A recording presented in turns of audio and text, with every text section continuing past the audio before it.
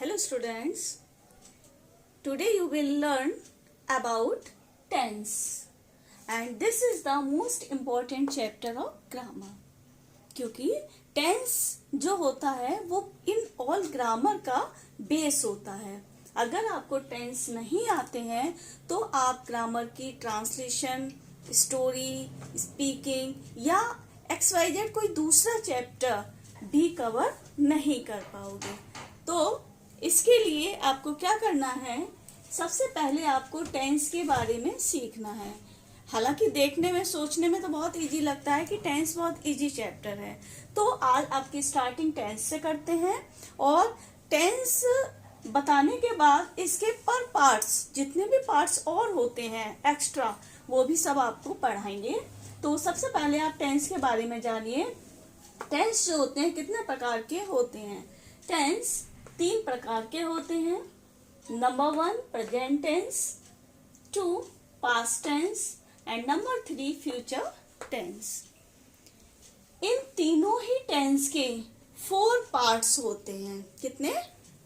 4 parts, यानी इन तीनों ही टेंस के 4 पार्ट्स होते हैं जिनको हमने टेबल की सहायता से आपको बताया है। अगर आप चाहें तो डायरेक्ट ऐसे भी लिख सकते हैं। इन तीनों टेंस के 4 पार्ट्स होते हैं, नंबर 1, 2, 3, 4।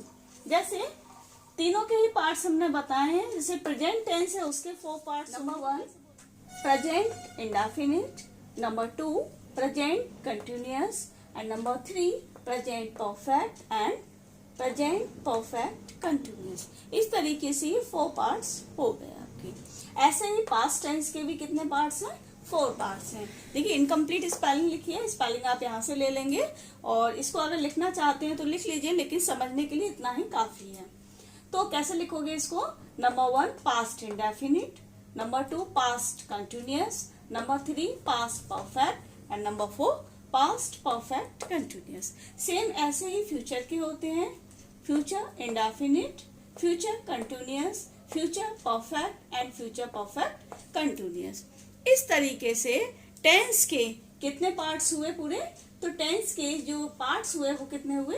12 पार्ट्स हो गए पूरे। तो 12 पार्ट्स जो हैं आपको सीखने हैं। तो सबसे पहले जो आज आप सीखने जा रहे हो वो सीखोगे आप प्रेजेंट इंडेफिनिट। क्लियर है? प्रेजेंट टेंस का प्रेजेंट इंडेफिनिट सीख रहे हैं आप पहले। तो चलते हैं हम लोग प्रेजेंट इंडेफिनिट की तरफ। हाँ जी, देखिए प्रेजेंट इंडेफिनिट। अब प्रेजेंट इंडेफिनिट जो होता है वो भी 3 प्रकार का होता है, जिसमें नंबर 1 अफर्मेटिव, नेगेटिव और इंटेरोगेटिव रहता है। तो सबसे पहले आप आज जो सीख रहे हो अभी प्रेजेंट इंडेफिनिट का अफर्मेटिव सेंटेंस सीखोगे। और प्रेजेंट इंडेफिनिट की जो पहचान होती है वो पहचान क्या होती है? देखिए सेंटेंस के अंत में ता, ती, ते आदि शब्द आते हैं।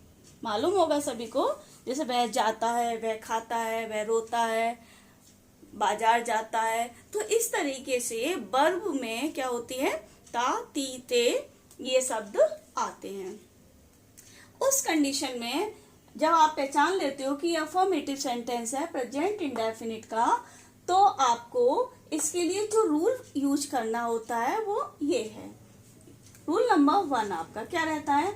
आई, वी, यू, दे और प्लूरल नाउन। ध्यान दीजिए, आई, वी, यू, दे और क्या? प्लूरल नाउन्स के साथ क्या यूज करते हैं आप? वर्ब की फर्स्ट फॉर्म का यूज करते हैं। मतलब आप वर्ब में कुछ भी एक्स्ट्रा वर्ड ऐड नहीं करोगे। जैसी वर्ब होती है सेम वैसे ही आप यहाँ पर लिखोगे। और ही, शी, इट ये सभी सिंगुलर नंबर के वर्ड्स हैं। तो ही, शी, इट तथा सिंगुलर नाउन के साथ फर्स्ट फॉर्म में एस या ईएस का प्रयोग करते हैं। जो इसका फॉर्मूला है ये आपको ध्यान रखना है। जो प्लूरल होगी तो वर्ब में आप कुछ नहीं लगाओगे, डायरेक्ट फर्स्ट फॉर्म लगाओगे। और यदि सिंगुलर नंबर होगा तो वर्ब में आपको एस या ईएस लगाना होगा। दूसरी बात क्या है, बच्चे इस बात में कंफ्यूज रहते हैं कहाँ एस लगाएं और कहाँ हम ES लगाएं, तो ये जानकारी नहीं होती है। तो हमने ये जानकारी भी आपको यहाँ बताई है। तो ये आपका कौन सा है, रूल नंबर 2 होगा। क्या, देखिए वर्ब के अंत में यदि CH, SH, O ये वर्ड हो तो आपको लगाना होगा ES, और बाद बाकी कोई भी वर्ब हो उसमें आपको लगानी होगी S। क्लियर है? S या ES के लिए ये रूल है। जैसे गो, GO, O आया लास्ट में तो आप क्या लगाएंगे, goes, GOES। Catch, CATCH, catch, क्या लगाएंगे, ES, CATCHES। वॉश, क्या लगाएंगे, वॉशेज, WASHES। और बाद बाकी कोई भी वर्ब है आप तो उसमें आप एस का यूज करेंगे, वो अलग बात है, आपको मालूम होगा। जैसे वाई है पीछे तो वाई हट के IES हो जाता है। ये रूल आपको मालूम होने चाहिए, और नहीं मालूम है तो अपनी बुक से, आपके पास कोई भी ग्रामर की बुक है तो उसमें से सिंगुलर से प्लूरल कैसे बनाते हैं उसको आप लर्न करिए। नहीं तो नेक्स्ट वीडियो जब भी बनाएंगे आपके लिए जरूर सेंड करेंगे, तो उसमें आप सिंगुलर से प्लूरल कैसे बनाते हैं अच्छे से आप सीख लीजिए, उनको तैयार करिए। तो फिलहाल इतना। इसका जो फॉर्मूला है वो आप जरूर याद करिए। जो हमने ये रूल लिखा है, रूल का ही क्या है, ये फॉर्मूला है। फॉर्मूला क्या है, देखिए subject plus first form of the verb plus S या ES फर्स्ट फॉर्म के साथ, यानी फर्स्ट फॉर्म में आपको क्या लगाना है, S या ES प्लस ऑब्जेक्ट का यूज आपको करना होता है। अब इसके कुछ एग्जाम्पल्स मैंने लिखे हैं। जैसे मैं की इंग्लिश क्या होती है, आई, तो कैसे बनाओगे आप, आई खाता हूं, वर्ब है खाना, खाना की इंग्लिश क्या होती है, ईट, आई ईट, फुल स्टॉप। अब अगर होता है यहाँ पर मैं खाना खाता हूं, तो आप कैसे बनाते हैं, आई ईट फूड। अब जो फूड हो जाता है वो क्या होता है, आपका ऑब्जेक्ट होता। सिर्फ हमने क्योंकि लिखा है मैं खाता हूं इसलिए आपने बनाया आई ईट। अगर हमने लिखा होता मैं खाना खाता हूं, जैसे अगर हमने ये लिखा होता मैं खाना खाता हूं, तो आप क्या लिखेंगे, आई ईट फूड, मैं खाना खाता हूं। नेक्स्ट सेंटेंस है वह पढ़ता है, तो वह ही, पढ़ने की इंग्लिश क्या होती है, रीड। अब क्योंकि ये वह क्या है, सिंगुलर वर्ड है, ध्यान दीजिए, तो रीड के संग क्या आएगा, एस, ही रीड्स। बच्चे जाते हैं, तो बच्चे कौन सा नंबर है, सिंगुलर है प्लूरल है, प्लूरल है। देखिए लिखा हुआ है प्लूरल नाउन के साथ, तो ये क्या है, प्लूरल है। तो आप कैसे लिखोगे, द चिल्ड्रन क्या करते हैं, जाते हैं, गो। इसमें हम एस या ES नहीं लगाएंगे क्योंकि ये प्लूरल नंबर है। नेक्स्ट है मोहन सोता है, तो मोहन स्लीप्स, क्योंकि मोहन कौन सा नंबर है, सिंगुलर नंबर है, इसलिए आप वर्ब में S या ES जो भी आती है रूल के अकॉर्डिंग उसका आप यूज करोगे। मोहन स्लीप्स, क्लियर हो गया इतना। इसके बाद इसके नेगेटिव सेंटेंस सीखते हैं। ये क्या हो गया, आपके अफर्मेटिव सेंटेंस। इसके नेगेटिव सेंटेंस के लिए क्या करना है आपको, तो नेगेटिव सेंटेंस में आपको समझना है वही रूल है कि सिंगुलर और प्लूरल नाउन। तो सिंगुलर नाउन यदि आता है तो नहीं के लिए, क्योंकि नेगेटिव है तो नहीं लगेगा ही लगेगा, तो नेगेटिव के लिए सिंगुलर नाउन के साथ डज नॉट का प्रयोग करते हैं और प्लूरल नाउन के साथ डू नॉट का प्रयोग करते हैं। अब तक आपको ये पता चल गया होगा सिंगुलर नाउन कौन से हैं और प्लूरल नाउन कौन से हैं। अफर्मेटिव सेंटेंस में हमने इस बात को आपको क्लियर किया था। तो और दूसरी बात, विशेष बात, रूल नंबर 2 में वर्ब में एस या ES का प्रयोग नहीं करते हैं। जिस तरीके से अफर्मेटिव में करते थे वैसे इसके नेगेटिव सेंटेंस में हम एस या ES का प्रयोग नहीं करते हैं।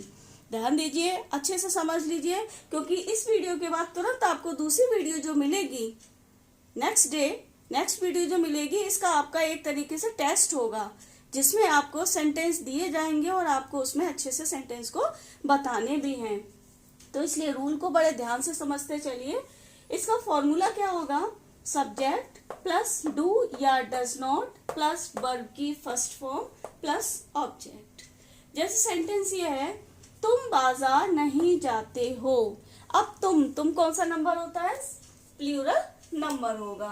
तो यू, अब प्लूरल नंबर के साथ क्या बताया था आपको, do not, you do not. ध्यान, और जाते हो, जाने की इंग्लिश क्या होती है, गो। तो यू डू नॉट गो, कहां पर, बाजार। तो गो के साथ प्रिपरेशन क्या आती है, टू। तो you do not go to market, you do not go to market. ये बन गया आपका सेंटेंस। नेक्स्ट है, वह अपनी किताब नहीं पढ़ता है। वह कौन सा नंबर है, सिंगुलर नंबर। तो वह के लिए आप क्या लगाएंगे, ही। फिर वह नहीं ता है, वह नहीं ता है। तो पढ़ तो वर्ब हो गई हमारी, इसलिए उसको हम बाद में लगाना है। तो वह नहीं है, तातीते है, इसलिए हमको पहचान है कि ये प्रेजेंट इंडेफिनिट का है। तो इसमें ही के साथ क्या लगाएंगे आप, डज। ही डज नॉट क्या पढ़ता, ही डज नॉट रीड, क्या नहीं पढ़ता है, अपनी किताब। तो क्या आएगा, हिज बुक। वह अपनी किताब नहीं पढ़ता है। नेक्स्ट सेंटेंस है, खिलाड़ी फुटबॉल नहीं खेलते हैं। खिलाड़ी फुटबॉल नहीं खेलते हैं। अब खिलाड़ी कितने हुए, बहुत सारे हुए, यानी कि प्लूरल नंबर हुआ। तो आप क्या लगाएंगे, the players do not play football. The players do not play football. Clear हो गया होगा, नॉट का रूल है ये, ठीक। इसके बाद नेक्स्ट जो आते हैं हमारे नेगेटिव सेंटेंस के बाद आते हैं इंटेरोगेटिव सेंटेंस और नेगेटिव इंटेरोगेटिव सेंटेंस प्लस में ही रहते हैं। तो उसको बताते हैं आपको, कि समझ लीजिए अच्छे से। तो इंटेरोगेटिव सेंटेंस कैसे रहते हैं, इसके लिए फॉर्मूला जो है वो ये रहेगा। इसके लिए आपको दो फॉर्मूले याद रखने होंगे। देखिए, दो तरीके के इंटेरोगेटिव होते हैं, आपको ध्यान देना है कि पहला तो होता है जिसमें क्वेश्चन वर्ड सेंटेंस के बिल्कुल स्टार्टिंग में ही आता है। जैसे क्या मेरे पिता अखबार पढ़ते हैं, तो ये क्या है, क्वेश्चन वर्ड है, ठीक। दूसरी चीज होती है, तुम बाजार क्यों जाते हो। क्वेश्चन वर्ड जो होता है सेंटेंस के बीच में आता है। तो ये दो तरीके के इंटेरोगेटिव सेंटेंस होते हैं। अब बनाने का जो फॉर्मूला है, फॉर्मूला नंबर 1, अगर सेंटेंस की स्टार्टिंग में आपका क्वेश्चन वर्ड है तो आप कैसे बनाओगे, डू या डज प्लस सब्जेक्ट, यानी सब्जेक्ट से पहले आपको क्या रखना है, डू या डज प्लस नॉट। यदि नहीं दिया है उसमें तो नॉट लगाइए, अगर नहीं दिया है तो आपको नॉट नहीं लगाना है।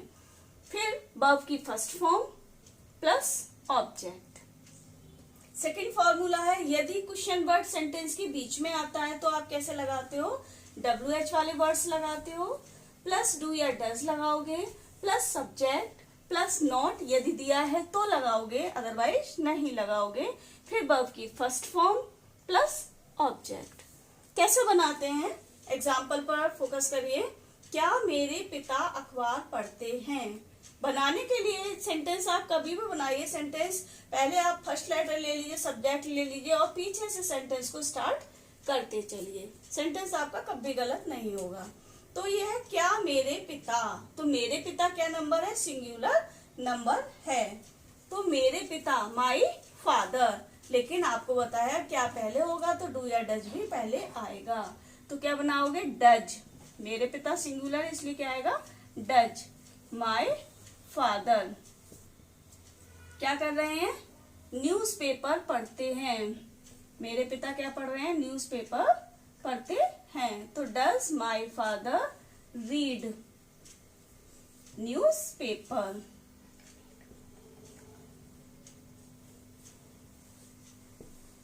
Does my father read news paper. और सेंटेंस के लास्ट में क्या लगाना है आपको? क्वेश्चन मार्क्स अवश्य लगाना है। नेक्स्ट है आपका तुम बाजार क्यों जाते हो। अब यहाँ क्यों आ गया। अब आपको पता होनी चाहिए क्यों की इंग्लिश क्या है। तो क्यों की इंग्लिश क्या होती है? वाई। अब तुम कौन सा नंबर है? प्लूरल नंबर आता है, इसलिए वाई के संग क्या आएगा? डू। फिर क्या आएगा? यू। Y do you. फिर पीछे आ जाएंगे हम सेंटेंस के। जाना, जाने की इंग्लिश क्या है? Go. Why do you go. कहाँ जा रहे हो? बाजार। तो why do you go to market. फिर क्वेश्चन मार्क्स। क्लियर है? तुम बाजार क्यों जाते हो, तो कैसे बोलते हैं इसे सेंटेंस बनाने पर? तुम जाते हो बाजार। क्यों हमने शुरू में ही लगा दिया, यानी क्यों तुम जाते हो बाजार। यही हुआ, क्यों जाते हो तुम बाजार। क्लियर है? तातीते के लिए डज या डू आता है, इसलिए हम इसको गो को यही साथ में बोल सकते हैं। नेक्स्ट है क्या पक्षी आकाश में नहीं उड़ते हैं। अब यहाँ पर क्या है? इंटेरोगेटिव सेंटेंस है, प्लस हमने इसमें नहीं भी जोड़ा है, जिसको हम कहते हैं इंटेरोगेटिव नेगेटिव सेंटेंस। तो कैसे बोलोगे इसको? क्या पक्षी नहीं उड़ते हैं। कौन सा नंबर हुआ ये? प्लूरल नंबर हुआ। तो आपको क्या लगाना है? डू। द बर्ड्स, पक्षी। Do the birds fly in the sky. Do the birds fly in the sky. क्या पक्षी आकाश में नहीं उड़ते हैं। अब इसमें क्या छूटा? ढूंढिए जरा, क्या छूटा इसमें? नहीं छूटा। तो नहीं के लिए आप कहाँ लगाओगे?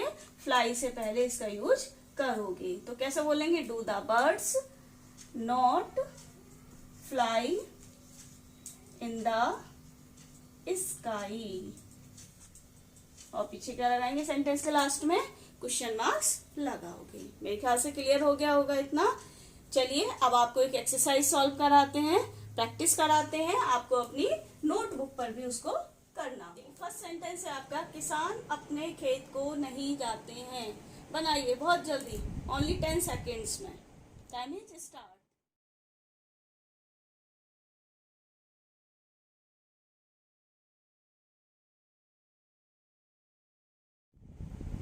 ठीक, तो आंसर रहा इसका, किसान अपने खेत को नहीं जाते हैं। The farmers do not go to their fields. Check करिए अपना अपना कितने लोगों ने इसको सही बनाया है। सेकंड सेंटेंस है आपके लिए, क्या रमेश एक निबंध लिखता है। क्या रमेश एक निबंध लिखता है। चलिए बनाइए सेंटेंस, 10 सेकेंड्स का टाइम इज स्टार्ट।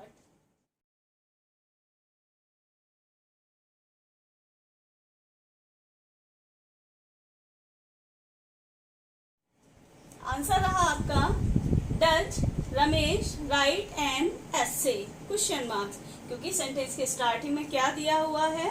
पीछे क्वेश्चन मार्क्स लगा हुआ है, तो हमको मालूम है ये फर्स्ट नंबर का इंटेरोगेटिव सेंटेंस है, इसलिए इसकी हेल्पिंग वर्ब जो है सेंटेंस के आगे लिखी जाएगी। ठीक, अपना भी चेक कर लीजिए। और थर्ड सेंटेंस है आपका, कुत्ते भौंकते हैं। कुत्ते भौंकते हैं। बनाइए बहुत जल्दी फटाफट, 10 सेकेंड्स का टाइम है एंड टाइम इज स्टार्ट।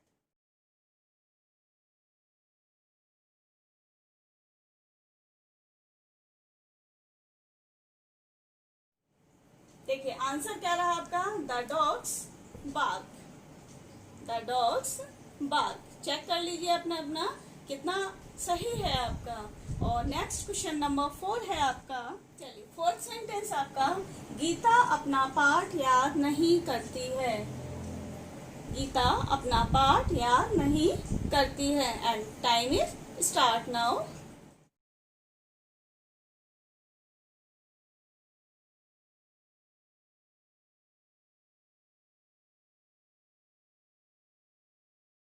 तो आंसर रहा इसका, Geeta does not learn her lesson. Clear है? Geeta does not learn her lesson. तो इसी के साथ ये एक्सरसाइज आपकी कंप्लीट होती है और आप टेंस के जो रूल्स हैं वो अच्छे से याद करते रहोगे और जब आपके 4 टेंस यानी कि प्रेजेंट टेंस के जो 4 टाइप्स बताए हैं, definite continuous, perfect and perfect continuous, जब कंप्लीट हो जाएंगे चारों, तब आपका एक टेस्ट लिया जाएगा कि चारों सेंटेंस आपने अच्छे से सीख लिए हैं। तब तक के लिए थैंक यू, बाय।